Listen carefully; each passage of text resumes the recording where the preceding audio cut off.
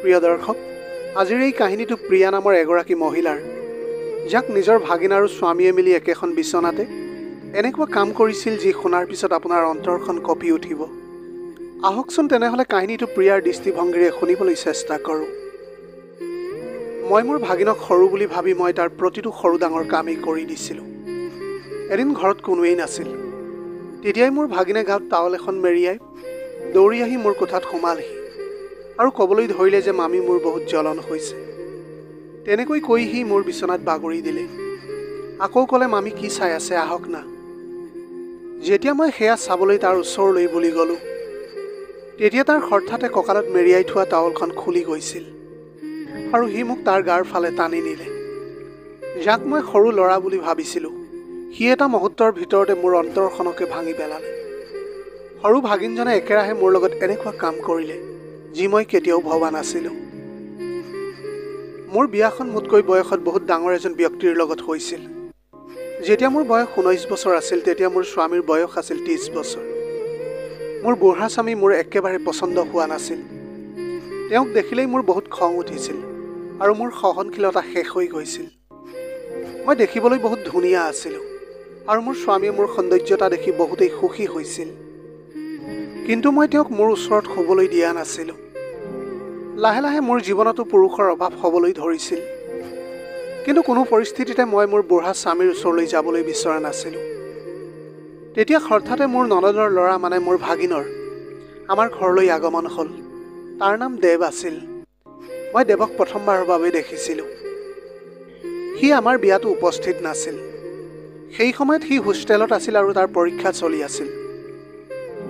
এতিয়া দেৱে আমাৰ ঘৰলৈ আহিয়ে সকলোকে আলিংগন কৰিবলৈ ধৰিলে। সি সকলোৰে সন্মুখতে মোকো সাৱটি ধৰিলে। যেতিয়াই দেৱে মোৰ লগত কথা পাতিবলৈ চেষ্টা কৰিলে, তেতিয়া মোৰ স্বামীয়ে তাৰ ফালে খঙেৰে চাবলৈ ধৰিছিল। পৰিৱেশটো আকৌ আগৰ দৰে কৰিবলৈ মই দেৱক ক'লোঁ, দেৱ, হঠাতে ঘৰলৈ অহাৰ সুযোগ কেনেকৈ পালা তুমি? মই তাক এতিয়া এই প্ৰশ্নটো কৰিছিলোঁহে। তেনেতে মোৰ শাহুমাই কৈ উঠিল, সি ঘৰলৈ অহাৰ কাৰণ সুধিবলৈ তুমি কোন? সি মোৰ ছোৱালীৰ ল'ৰা। সি এইখন ঘৰলৈ আহিব নোৱাৰিব নেকি? শাহুমাৰ ভুল ধাৰণা দূৰ কৰিবলৈ মই ক'লোঁ, মোৰ কথা কোৱাৰ অৰ্থ সেইটো নাছিল শাহুমা। মই ক'বলৈ বিচাৰিছিলোঁ যে দেৱ আমাৰ বিয়াতেই অহা নাছিল। তেনে ক্ষেত্ৰত হঠাতে সি সময় কেনেকৈ পালে?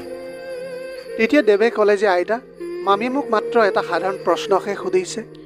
আপুনি এতিয়া তেওঁৰ ওপৰত বিনা কাৰণত খং নকৰিব। তাৰপিছত দেৱে মোক ক'বলৈ ধৰিলে, মামী, আপোনালোকৰ বিয়াৰ সময়ত মোৰ ফাইনেল পৰীক্ষা চলি আছিল। সেইকাৰণে মই বিয়াত আহিবলৈ নোৱাৰিছিলোঁ। কিন্তু এতিয়া মই আহিলোঁ। এতিয়া মই মামীৰ লগত বহুত ফূৰ্তি কৰিহে যাম। যেতিয়া মোৰ মন ভৰিব তেতিয়াহে মই ইয়াৰ পৰা যোৱাৰ কথা ভাবিবলৈ চেষ্টা কৰিম। দেৱৰ কথা শুনি সকলোৱে হাঁহিবলৈ ধৰিছিল। দেৱে এতিয়া কিমান দিনলৈকে আমাৰ ঘৰত থাকিব সেয়া মই তাক সোধা নাছিলোঁ। মই মাত্ৰ ধেমালি কৰিয়ে এটা সৰু প্ৰশ্ন তাক কৰিছিলোঁ। তেতিয়াই শাহুমাই মোৰ ওপৰত জিকাৰ খাই উঠিছিল। সেইকাৰণে তাৰ পিছত আৰু মই মোৰ ভাগিনক আৰু কোনো প্ৰশ্ন কৰাৰ সাহস নকৰিলোঁ। কিছু সময়ৰ পিছত দেৱে ফ্ৰেছ হৈ বাহিৰলৈ আহিলে। তেতিয়া শাহুমাই মোক তাৰ বাবে চাহ জলপান আনিবলৈ ক'লে। নাস্তাৰ প্লেটখন লৈ মই দেৱৰ ওচৰলৈ আহিলোঁ। তেনেতে মোৰ হাতখন পিছলি গ'ল আৰু নাস্তাৰ প্লেটখন দেৱৰ ওপৰত পৰি গ'ল। সেয়া দেখি শাহুমাই মোৰ ওপৰত চিঞৰিবলৈ ধৰিলে, তুমি এতিয়াই গৈ তাৰ কাপোৰবিলাক চাফা কৰি দিয়া। সেই সময়ত মোৰ স্বামী ঘৰত নাছিল। তেওঁ ঘৰৰ বজাৰ কৰিবলৈ বুলি বাহিৰলৈ ওলাই গৈছিল। শাহুমাৰ গালি খাই মই উধাটো খাই কাপোৰ আনিবলৈ পাকঘৰলৈ গ'লোঁ। কাপোৰ অনাৰ আগতে মই আকৌ এবাৰ শাহুমাক সুধিলোঁ, মা, কি মই সঁচাকৈ দেৱৰ কাপোৰ চাফা কৰিব লাগিব নেকি? মোৰ কথাত শাহুমাই লগে লগে খঙেৰে ক'লে, নহ'লে আৰু কোনে কৰিব? এতিয়া এইবিলাক তুমিয়েই কৰিলা, সেয়েহে তুমিয়েই ঠিক কৰিব লাগিব। দেৱে শাহু আৰু মোৰ মাজত একো মাত মতা নাছিল আৰু নিজেই তাৰ কাপোৰ চাফা কৰিবলৈ চেষ্টা কৰি আছিল। মোৰ সি পিন্ধি থকা কাপোৰ চাফা কৰিবলৈ লাজ লাগি আছিল, কাৰণ তাৰ ওপৰত নাস্তাৰ প্লেটখন এনেকুৱা ঠাইত পৰিছিল যি মই স্পৰ্শ কৰিবলৈ কুণ্ঠাবোধ কৰিছিলোঁ। মই ভাবিছিলোঁ যে দেৱেইতো নিজেই তাৰ কাপোৰখিনি চাফা কৰি ল'ব পাৰে, কিন্তু সি বিচাৰিছিল যে মইহে তাৰ কাপোৰখিনি চাফা কৰি দিব লাগে। সেইকাৰণে সি একো কোৱা নাছিল। মোৰ তাৰ কাপোৰ চুবলৈ সংকোচ হৈ আহিছিল। তেতিয়াই দেৱে মোৰ ফালে মৰম ভৰা চাৱনিৰে চাবলৈ ধৰিলে আৰু এটা এটাকৈ বুজাই দিলে যে মই তাৰ কাপোৰ কেনেকৈ চাফা কৰিব লাগে। যেতিয়া মই তাৰ কাপোৰ চাফা কৰি আছিলোঁ, তেতিয়া হঠাতে মোৰ স্বামী সোমাই আহিলে। মই সেই কাম কৰি থকা দেখি তেওঁ মোৰ ফালে খঙেৰে চাবলৈ ধৰিলে আৰু তেওঁ ক'লে যে তুমি এই কামবিলাক কিয় কৰি আছা। তেতিয়াই মই ক'লোঁ যে এই কামটো মই নিজৰ ইচ্ছামতে কৰা নাই, মায়ে কোৱা কাৰণেহে মই কৰি আছোঁ। মোৰ কথাত অংশুমান মানে মোৰ স্বামীয়ে খঙেৰে শাহুমাক ক'লে, মা, দেৱ এতিয়া কেঁচুৱা হৈ থকা নাই যে তুমি মোৰ পত্নীৰ দ্বাৰা এইবিলাক কাম কৰাই আছা। যি হ'ল হ'ল, ইয়াৰ পিছত তাইক আৰু কোনো পুৰুষৰে কাম কৰাবলৈ চেষ্টা নকৰিবা। এনেকৈ কৈ অংশুমানে মোৰ হাতৰ পৰা কাপোৰখন গুচালে আৰু তাৰ পৰা তেওঁ আঁতৰি গুচি গ'ল। এতিয়া তেওঁ বজাৰৰ পৰা অনা ৰেচনৰ সামগ্ৰী তাতে পেলাই থৈ গৈছিল। তাৰপিছত মই গৈ সেই সামগ্ৰীবিলাক লৈ পাকঘৰলৈ বুলি লৈ গ'লোঁ। দেৱেও মোৰ পিছে পিছে আহিছিল। যেতিয়া সি বেচিনত হাত ধুই আছিল তেতিয়া সি নিজৰ মুখৰ ভিতৰতে কিবা ভুৰভুৰাই আছিল, যাৰ ফলত তাৰ মুখখন লাজ আৰু খঙতে কলা পৰি গৈছিল। সি মুখৰ ভিতৰতে কৈ আছিল, এতিয়া মই ইয়াৰ পৰা গুচি যাম। তাৰ ভুৰভুৰণি মোৰ কাণত পৰিছিল।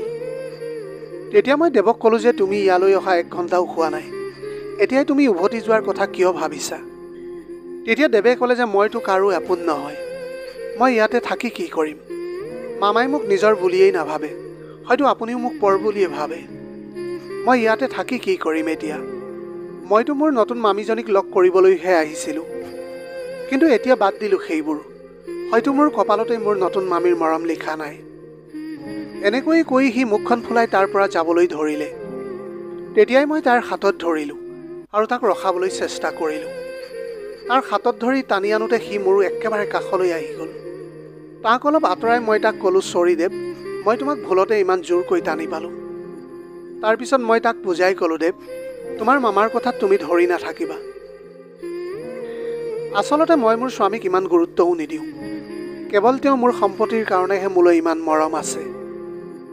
যদি তুমি সঁচাকৈ মোৰ পৰা মৰম বিচাৰা তেনেহ'লে তুমি ইয়াৰ পৰা নাযাবা, আৰু যদি তোমাৰ মামাৰ কথাত বেয়া পাই তুমি যাবলৈ বিচাৰিছা তেনেহ'লে তুমি যাব পাৰা। এতিয়া সিদ্ধান্তটো তোমাৰ হাতত। মোৰ কথা শুনি দেৱে ক'লে যে মামী, সঁচা কথা ক'বলৈ গ'লে প্ৰথমতে মোৰ বহুত খং উঠিছিল, কিন্তু এতিয়া আপোনাৰ মৰম শুনা সেই কথাই মোৰ খংবিলাক দূৰ কৰি পেলালে। এতিয়াতো মই আপোনাৰ কাৰণেই ইয়াতে থাকিম, ভাবি লওক যে এতিয়া মই কেৱল আপোনাৰ। তেনেকৈ কৈ দেৱে মোক সাৱটি ধৰিলে। দেৱৰ এই সৰু সৰু কথাই মোৰ মনত প্ৰভাৱ পেলাবলৈ ধৰিছিল। চাওঁতে চাওঁতে সি আমাৰ ঘৰলৈ অহা 5 দিন হৈ গৈছিল। এই 5 দিনত সি আমাৰ ঘৰৰ সদস্য হৈ পৰিছিল। সদায় ৰাতিপুৱা অংশুমানে তাক নিজৰ দোকানলৈ লৈ গৈছিল। অংশুমানৰ এখন ৰেচনৰ দোকান আছিল। দেৱৰ ঘৰত আমনি নালাগিবলৈ তাক তেওঁৰ লগত দোকানলৈ বুলি লৈ গৈছিল তেওঁ। এতিয়া দেৱ অহাৰ পিছৰে পৰা ঘৰত কামৰ বোজা বাঢ়ি গৈছিল। শাহুমাইতো গোটেই দিন মন্দিৰতে পাৰ কৰি দিছিল, যাৰ ফলত ঘৰৰ কামত তেওঁৰ পৰা কোনো সহায় পোৱা নগৈছিল। মোৰ স্বামীৰ উপাৰ্জনো ইমান নাছিল যে ঘৰত কোনোবা কাম কৰা মহিলা ৰাখিবলৈ পাৰিম। গোটেই ঘৰখন মাত্ৰ তেওঁৰ দোকানৰ উপাৰ্জনেৰে চলি আছিল। এদিন মই অংশুমানক ক'লোঁ, অংশুমান, মই আৰু ইমান কাম অকলে কৰিব নোৱাৰোঁ। ঘৰখনত আগৰে পৰাই ইমান কাম, তাৰোপৰি ঘৰত আৰু এজন সদস্য বাঢ়ি গৈছে। শাহুমায়ো মোক কোনো কামতে সহায় কৰি নিদিয়ে। হয়তো সেই সময়ত শাহুমাই আমাৰ সকলো কথা আমাৰ কোঠাৰ বাহিৰত থিয় হৈ শুনি আছিল। তেওঁ লগে লগে কোঠাৰ ভিতৰলৈ সোমাই আহিল আৰু মোক গালি পাৰিবলৈ ধৰিলে। তেওঁ মোক এতিয়া ক'বলৈ ধৰিলে, কি তুমি মোক এতিয়া এইটো বয়সত কাম কৰাবলৈ চেষ্টা কৰিছা, এতিয়া তুমি তোমাৰ গিৰিয়েৰাক কথা লগাই আছা। তাৰপিছত শাহুমা আৰু মোৰ মাজত তৰ্কাতৰ্কি আৰম্ভ হৈ গ'ল। অংশুমানে আমাক শান্ত কৰি ক'লে যে মনে মনে থাকা তোমালোক। এতিয়া মায়ে কাম কৰিবলৈ নোৱাৰে আৰু মই ঘৰত কাম কৰা মহিলা ৰাখিবলৈও নোৱাৰোঁ। সেয়েহে যিজন ব্যক্তিৰ কাৰণে ঘৰত কাম বাঢ়ি গৈছে তেওঁৱে তোমাক কামত সহায় কৰি দিব। তাৰপিছত অংশুমানে ক'লে যে দেৱ আৰু আজিৰ পৰা দোকানলৈ নাযায়, সি সদায় এতিয়া তোমাকে সহায় কৰি যাব। মোৰ স্বামীয়ে নিজৰ দায়িত্বৰ পৰা পলাবলৈ নিজৰ ডেকা ভাগিনক মোৰ লগত ঘৰত অকলে এৰাৰ সিদ্ধান্ত লৈছিল। মই সেই কথাত একো নক'লোঁ। পিছদিনাৰ পৰা দেৱ মোৰ লগত থাকিবলৈ ল'লে। ৰাতিপুৱাৰ কামত সি মোক সহায় কৰিবলৈ ধৰিছিল। নাস্তা কৰাৰ পিছত শাহু মন্দিৰলৈ বুলি গুচি যায় আৰু অংশুমান দোকানলৈ ওলাই যায়। তেওঁলোক ওলাই যোৱাৰ পিছত দেৱ আৰু মই একেলগে বহি ৰাতিপুৱাৰ নাস্তা কৰোঁ। দেৱৰ এক অদ্ভুত আচৰণ লাহে লাহে মোৰ চকুত পৰিবলৈ ধৰিছিল। শাহুমা আৰু অংশুমান যেতিয়ালৈকে ঘৰত থাকে তেতিয়ালৈকে সি মোৰ পৰা দূৰে দূৰে থাকে, কিন্তু যেতিয়াই তেওঁলোকে ঘৰৰ পৰা ওলাই যায় তাৰ ব্যৱহাৰ একেবাৰে সলনি হৈ যায়। সি মোৰ একেবাৰে ওচৰত থাকিবলৈ বিচাৰে। ভাল কথাটো এইটোৱে আছিল যে শাহুমা যিকোনো সময়তে হঠাতে ঘৰলৈ আহি গৈছিল, যাৰ ফলত দেৱে অলপ ভয় খাই গৈছিল। ৰাতিপুৱা যেতিয়া স্বামী আৰু শাহুমা ওলাই যায়, তেতিয়া দেৱে তাৰ ব্যক্তিগত কাম কিছুমান মোক কৰিবলৈ কয়। যেনে সি যেতিয়া গা ধুবলৈ যায়, তেতিয়া সি কয় যে তাক কাপোৰ বিচনাত উলিয়াই থ'বলৈ। তাৰ সাহস ইমানেই বাঢ়ি গৈছিল যে সি মোক ক'বলৈ ধৰিছিল যে মই কোনখন শাৰী পিন্ধিবলৈ লাগে, কিন্তু মই তাৰ সেইবিলাক ব্যৱহাৰ আওকাণ কৰিবলৈ ধৰিছিলোঁ। এদিন মোক সি তাৰ গা ধোৱা পানী ভৰাই থ'বলৈ কৈছিল। সেইদিনা শাহুমাৰ কিবা কথাত মোৰ বহুত খং উঠি গ'ল। মই তাৰ বাথৰুমত গা ধুবলৈ বহুত গৰম পানী ভৰাই থ'লোঁ। বাথৰুমলৈ গা ধুবলৈ গৈ দেৱে বাথৰুমৰ পৰা দৌৰি ওলাই আহিছিল। সেই সময়ত সি মাত্ৰ এখন টাৱেল তাৰ কঁকালত মেৰিয়াই থৈছিল। বাকী সি তেনেকৈ মোৰ সন্মুখত থিয় হৈ আছিল। এতিয়া মই লক্ষ্য কৰিছিলোঁ দেৱৰ শৰীৰটো একেবাৰে যৌৱনেৰে ভৰি আছিল। সি মোৰ স্বামী নহ'লেও নিশ্চিতভাৱে প্ৰাপ্তবয়স্ক এজন যুৱক আছিল। কোঠালৈ আহি সি জঁপিয়াবলৈ ধৰিলে, মামী মোৰ কিবা জ্বলন হৈছে, মামী মোৰ কিবা জ্বলি গৈছে, এনেকৈ কৈ সি মোৰ ফালে আগবাঢ়িবলৈ ধৰিছিল। মই খঙতে তাক গা ধুবলৈ বহুত গৰম পানী ভৰাই দিছিলোঁ। হয়তো সি পানী কিমান গৰম আছে সেয়া চেক নকৰিলে। এতিয়া সি ক'বলৈ ধৰিলে যে আপোনাৰ ওচৰত যি ক্ৰীম আছে সেয়া তৎক্ষণাত মোক লগাই দিয়ক। এনেকৈ কৈ সি মোৰ বিচনাখনত বহি পৰিল। সি তাৰ ভৰিৰ ফালে দেখুৱাই ক'লে যে তাত জ্বলন হৈ আছে। তেতিয়া মই ভয় খাই গ'লোঁ। মই তাক ক'লোঁ যে মোৰ ভুল হৈ গ'ল। আচলতে মই খঙতে ইমান গৰম পানী দিব নালাগিছিল তাক। মই ক'লোঁ যে তুমি গা ধোৱাৰ আগতে পানীখিনি চাই ল'ব লাগিছিলে কিমান গৰম আছে। সেই সময়ত মই লাজ আৰু ভয়তে লাহে লাহে তাৰ ভৰিৰ পৰা টাৱেলখন উঠাবলৈ ধৰিলোঁ। সি কৈছিল যে তাৰ ভৰিখন আঁঠুৰ ওপৰলৈকে জ্বলি গৈছিল। এতিয়া মোৰ ডেকা ল'ৰাজনক স্পৰ্শ কৰিবলৈ বহুত লাজ লাগি গৈছিল। টাৱেলখন গুচোৱাৰ আগতে মই তাক ক'লোঁ, তুমি হয়তো এইবিলাক মিছা নাটক কৰি আছা নহয় জানো? তেতিয়া সি ক'লে যে মামী মই এইটোৱে জানিবলৈ বিচাৰিছিলোঁ যে কি আপুনি জানি বুজি মোৰ বাবে গৰম পানী ৰাখিছিল নেকি? মই ইমানো বুৰ্বক নহয় যে নোচোৱাকৈ গা ধুবলৈ বহি যাম। মই এইটোৱে জানিবলৈ বিচাৰিছিলোঁ যে আপোনাৰ মোৰ প্ৰতি মনত কি ভাৱ সোমাই আছে। মইতো মোৰ মামীৰ লগত এটা সৰু ধেমালি কৰি আছিলোঁ। সেই সময়ত মোৰ দেৱৰ ওপৰত বহুত খং উঠি গৈছিল। তেতিয়াই দেৱে মোৰ হাতত ধৰি তাৰ কাষলৈ টানিলে। তাৰপিছত সি মোৰ চকুত চকু থৈ ক'লে, মামী মোক আপোনাৰ কেনেকুৱা লাগে? তাৰ প্ৰশ্নটো মোৰ বহুত অদ্ভুত যেন লাগিছিল। মই ক'লোঁ যে দেৱ এয়া তুমি কেনেকুৱা আচৰণ কৰিবলৈ ধৰিছা? মই তোমাৰ মামী হওঁ, এই কথাটো তুমি কেতিয়াও পাহৰি নাযাবা। মোৰ হাত এৰি দিয়া, নহ'লে মই তোমাৰ কথা মামাক জনাই দিম। তোমাৰ এই ব্যৱহাৰ কথা গম পালে তোমাৰ মামাই তোমাক এই ঘৰৰ পৰা উলিয়াই দিব। তেতিয়া সি ক'লে যে মামাই মোক ইয়াৰ পৰা বাহিৰলৈ উলিয়াই দিব নোৱাৰে। দেৱে মোৰ হাতখন আৰু জোৰেৰে ধৰিছিল। এতিয়া মই তাৰ যিমান ওচৰত আছিলোঁ, আজিলৈকে মই মোৰ স্বামীৰ ওচৰলৈকে মই যোৱা নাছিলোঁ। দেৱৰ তুলনাত মোৰ শক্তি বহুত কম আছিল। তাৰ পৰা মই মোৰ হাতখন এৰুৱাব পৰা নাছিলোঁ। দেৱে মোক প্ৰেম ভৰা কথা ক'বলৈ ধৰিছিল। তেতিয়াই হঠাতে বাহিৰৰ পৰা শাহুমাই বোৱাৰী বোৱাৰী বুলি কৈ জোৰকৈ চিঞৰিবলৈ ধৰিলে। সেইদিনা প্ৰথমবাৰৰ বাবে শাহুমাৰ মাতটো মোৰ মিঠা লাগিবলৈ ধৰিছিল, কাৰণ তেওঁ অহাৰ ফলত মই দেৱৰ পৰা বাচিব পাৰিছিলোঁ। শাহুমাৰ মাত শুনাৰ লগে লগে দেৱে মোক তাৰ পৰা ঠেলি দিলে। ৰাতি শোৱাৰ আগতে অংশুমানে মোক এটা প্ৰশ্ন কৰিলে, এতিয়া তোমাৰ কামৰ বোজা আগতকৈ বহুত কম হৈ গৈছে ন? দেৱে তোমাক সহায় কৰি আছে নহয় জানো? তেতিয়া মই অংশুমানক কিবা এটা ক'বলৈ লৈছিলোঁহে, তেনেতে দেৱ আমাৰ কোঠালৈ সোমাই আহিল। তেতিয়া সি অংশুমানক ক'বলৈ ধৰিলে, মামা আপুনি সৰু ল'ৰাৰ দৰে গাখীৰ কিয় খাই আছে? তাৰ কথাত মই উত্তৰ দিলোঁ যে তোমাৰ মামাৰ কেলছিয়ামৰ অভাৱ হৈছে, সেইকাৰণে তেওঁ সদায় ৰাতি গাখীৰ খায়। ৰাতিৰ সময়ত এনেকৈ স্বামী স্ত্ৰীৰ মাজলৈ তুমি আজিৰ পৰা নাহিবা। তেনেকৈ কৈ মই দেৱক আমাৰ কোঠাৰ পৰা বাহিৰলৈ উলিয়াই দিলোঁ। এতিয়া যি মই স্বামী স্ত্ৰীৰ প্ৰেমৰ কথা কৈছিলোঁ, সেয়া শুনি অংশুমানৰ মুখত এটা মিচিকীয়া হাঁহি বিৰিঙি উঠিছিল। তেওঁ তেতিয়া মোৰ ফালে প্ৰেম ভৰা চাউনীৰে চাবলৈ ধৰিছিল। মই তেওঁৰ ওচৰলৈ গৈ মোৰ হাতেৰে তেওঁক গাখীৰ খুৱাবলৈ ধৰিলোঁ। তাৰপিছত আমি দুয়ো শুই গ'লোঁ। পিছদিনা ৰাতিৰ গাখীৰ গিলাচটো পাকঘৰত থ'বলৈ মই কোঠাৰ পৰা বাহিৰলৈ ওলালোঁ। পাকঘৰলৈ গৈ থাকোঁতে হঠাতে দেৱে মোক তাৰ কোঠালৈ টানি লৈ গ'ল। তেতিয়া সি মোৰ হাতখন বহুত জোৰেৰে ধৰি আছিল। তাৰ অসভ্য আচৰণ দেখি মই ক'লোঁ, দেৱ এয়া তুমি কি অসভ্য আচৰণ কৰি আছা? বাৰে বাৰে কৈ আছোঁ মই তোমাৰ মামী, সেয়া তুমি কেতিয়াও পাহৰি নাযাবা। 5 ছেকেণ্ডৰ ভিতৰত যদি তুমি মোৰ হাত এৰি নিদিয়া, তেনেহ'লে মই জোৰ জোৰকৈ চিঞৰিবলৈ ধৰিম। তেতিয়া দেৱে ক'লে যে মামী তুমি মাইক লৈ চিঞৰিলেও তোমাৰ স্বামী এই ৰাতি আৰু হাৰ নাপায়, সেয়াতো মই ভালকৈয়ে জানো। তেওঁৰ পত্নীয়ে তেওঁক টোপনিৰ দৰৱ মিহলোৱা গাখীৰ খুৱাই দিছে। সেয়েহে তেওঁ এতিয়া গভীৰ টোপনিত শুই গৈছে। দেৱৰ কথা শুনি মই এতিয়া নিথৰ হৈ পৰিছিলোঁ। সি তাৰ মোবাইলটো মোৰ সন্মুখত ৰাখিলে আৰু ক'লে যে মামী, মই আপোনাক আপোনাৰ স্বামীৰ গাখীৰত টোপনিৰ দৰৱ মিহলোৱা দেখিছোঁ। অকল মই নহয়, মোৰ এই মোবাইলটোৱে আপোনাৰ সকলো কাৰনামা ৰেকৰ্ড কৰি লৈছে। যদি এই ভিডিঅ' মোৰ মামাই দেখে তেতিয়া কি হ'ব এবাৰ ভাবি চাওকচোন। অংশুমানে যাতে ৰাতি মোৰ ওচৰলৈ আহিব নোৱাৰে তাৰ বাবে মই তেওঁৰ গাখীৰত সদায় টোপনিৰ দৰৱ মিহলাই দিছিলোঁ। এতিয়া সেই ভিডিঅ'টো মোক দেখুৱাই দেৱে মোক ব্লেকমেইল কৰিবলৈ ধৰিলে আৰু মোৰ ওচৰলৈ আহিবলৈ চেষ্টা কৰিছিল। যাক মই সৰু ল'ৰা বুলি ভাবি আছিলোঁ, সি ইমান চতুৰ ওলালে, সেয়া মই ভাবিবই পৰা নাছিলোঁ। এতিয়া মই তাৰ লগত মিঠা মিঠা কথা কোৱাৰ বাহিৰে মোৰ হাতত আৰু বেলেগ উপায় নাছিল। সেইকাৰণে মই তাৰ ফালে ঘূৰি লৈ তাৰ কান্ধত হাতখন দি থিয় হৈ গ'লোঁ আৰু ক'লোঁ যে দেৱ, মইতো তোমাৰ লগত ধেমালি কৰি আছিলোঁ। যেতিয়াৰ পৰা তুমি ইয়ালৈ আহিছা তেতিয়াৰ পৰা মই তোমাক নেদেখিলে এখন্তেকো থাকিব নোৱাৰোঁ। মাত্ৰ মই তোমাক একো ক'ব পৰা নাছিলোঁ। আজি চোৱা, আমি এটা ভাল সুযোগ পাই গ'লোঁ। মোৰ তোমাৰ ওচৰলৈ অহাৰ ইচ্ছা গৈছে। মই দেৱক ইমান মৰমেৰে সাৱটি ধৰিলোঁ যে সি মোক বিশ্বাস কৰি ল'লে। অলপ সময়ৰ পিছত মই ক'লোঁ যে দেৱ, মোৰ পেটত বহুত বিষ হৈ আছে। মই এতিয়া কাইলৈ তোমাক ভালকৈ লগ কৰিম। সেই বুলি কৈ মই তাৰ কোঠাৰ পৰা লাহেকৈ ওলাই গ'লোঁ।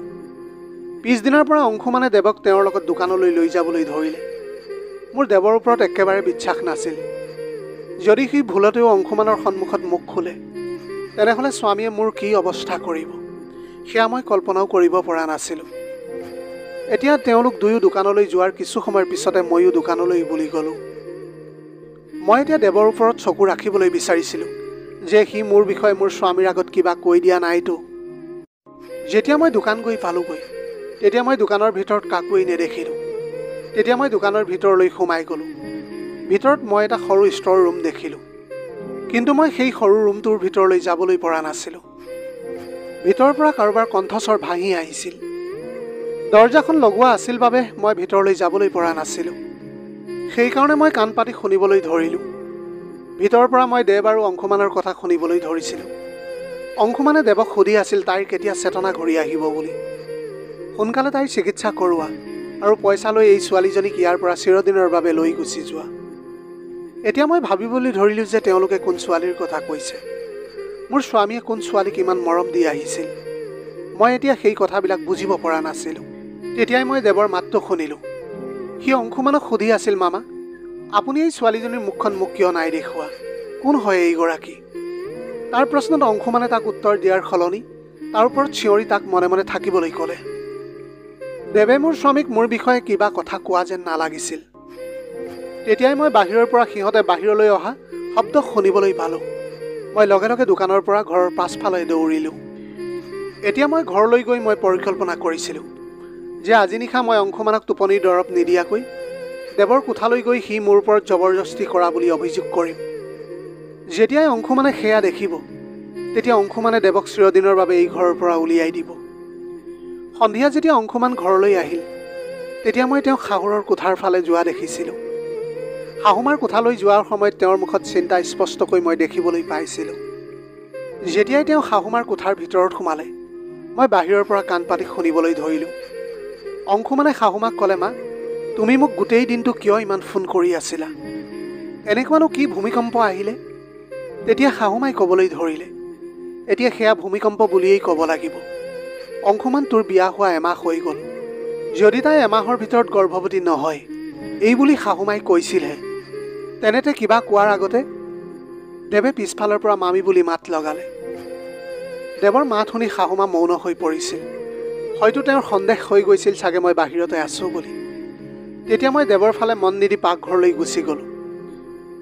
ৰাতি মোৰ পৰিকল্পনা অনুসৰি যেতিয়াই অংশুমান শুবলৈ গুচি গ'ল মই দেৱৰ কোঠাত সোমাই গ'লোঁ আৰু তাক মৰমেৰে সাৱটিবলৈ ধৰিলোঁ।